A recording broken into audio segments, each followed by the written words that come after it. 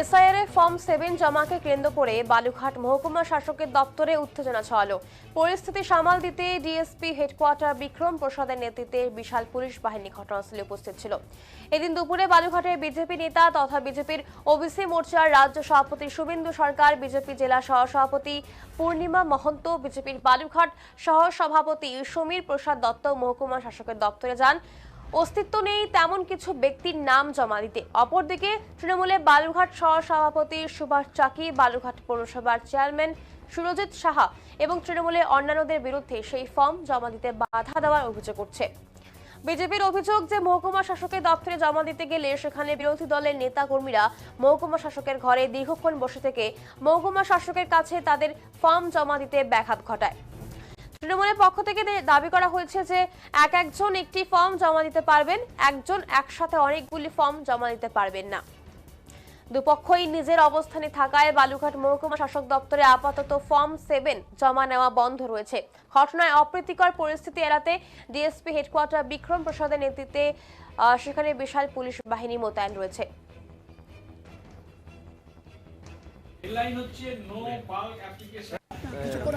দেখুন, নির্বাচন কমিশনের গাইডলাইন অনুযায়ী 7, 6 সব রকম ফর্ম জমা দেওয়ার অধিকার প্রতিটি নাগরিকেরই আছে।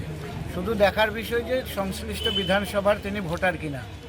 আমরা বেশ কিছু বাংলাদেশি ভোটারকে চিহ্নিত করতে পেরেছি, আমাদের মনে হয়েছে। তো আমরা সেই জন্য তাদের বিরুদ্ধে আমরা ফর্ম 7 জমা করতে এসেছি। তো স্বাভাবিকভাবেই সংখ্যাটা অনেক বেশি আছে। আমরা যারা সই করেছে সেই রকম তারা 10, 20, 50, 100 করে নিয়ে এসছে। কিন্তু আমাদের বিপক্ষ দল থেকে বলা হচ্ছে যে এইরকম নাকি কোনো সিদ্ধান্ত নেই, নির্বাচনের কমিশনের নেই। সেই কারণে মাননীয় যিনি এসডিও সাহেব রিটার্নিং অফিসার আছেন তিনি নিতে পারেন না, এই বলে বাধা দান করেছেন। আমাদের ফর্ম কিছু নেওয়া হয়েছিল এবং নিতেও তিনি ইচ্ছুক। আমার সামনে ওদের সামনেই তিনি বলেছেন যে আমরা ফর্ম নিতে ইচ্ছুক, কিন্তু তারা বাধা দান করেছেন। এমত অবস্থায় আমরা বসে আছি, বলেছি আমরা ফর্ম জমা করব। কোথায় বলা আছে ফর্ম জমা করার অধিকার একজন নাগরিকের নেই? যতক্ষণ না ফর্ম জমা নেবে ততক্ষণ আমরা এসডিও সাহেবের ঘরেই থাকবো। আপনাদের কতজনের বিরুদ্ধে অভিযোগ? আপনাদের কাছে এরকম নির্দিষ্ট কিছু নেই। দেখুন, আমরা মনে হয়েছে এরা বাংলাদেশি। কত সংখ্যা? সেই সংখ্যা আমার কাছে সঠিক তথ্য নেই, কিন্তু এখন অবধি এনেছে 2-3টে ফাইল আছে। এই সংখ্যা কত হবে আমারও জানা নেই, কিন্তু আমরা বাংলাদেশিদেরকে বলছি, স্থানীয় কোনো ভোটারের বিরুদ্ধে আমাদের কোনো অভিযোগ নেই। তো নির্বাচন কমিশনের কাছে আমরা দরখাস্ত করছি। বাংলাদেশি কারা সেটা আপনারা বুঝবেন, বাংলাদেশি কাদের বলা হচ্ছে, অনুপ্রবেশকারীরা। তো সেই জন্য আমরা জমা করতে বলেছি। 10টার বেশি কেউ বাল্ক জমা দিতে পারবে না। কিন্তু আবার ব্যক্তিগতভাবে ধরুন আমি সুভাষ চাকি, আমি আমার পরিবারের 5টা পিটিশনও জমা দিতে পারি। আমার পরিবারের বাইরে আমি কাউকে এক বাল্ক গুচ্ছ আমি দিতে পারবো না। আইনে পরিষ্কার বলা আছে এবং যার জন্য পরিষ্কার করে দিয়েছেন আমি আপনাদেরকে যথার্থ জানাচ্ছি। এই কলামটাই আছে হচ্ছে, হেডলাইনটাই রয়েছে হচ্ছে no bulk application shall be received. তার পরবর্তীকালে কিছু কথা বলার পর নির্বাচন কমিশনের মনে হয়েছে যে এখানে কিছু গণ্ডগোল হতে পারে, সেই জন্য লাস্ট প্রশ্নটাই বলেছেন however the individual applications relating to the members of the same household that is the same family presented together may be accepted.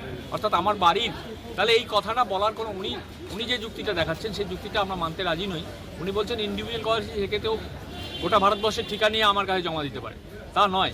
আইনটার critical প্রশ্নটা এসেছিল বলেই নির্বাচন কমিশন ওইখানে একটা কলাম দিয়ে বলে দিয়েছেন যে however the individual applications relating to the members of the same household that is same family members presented together may be accepted. অর্থাৎ আমার বাড়ির আমি অ্যাপ্লিকেট হতে পারি, আমার বাড়ির যদি 5টা অ্যাপ্লিকেশন থাকে 7 ফর্মে জমা দেওয়ার মতন পরিস্থিতি থাকে, আমি 5টা জমা দিতে পারবো।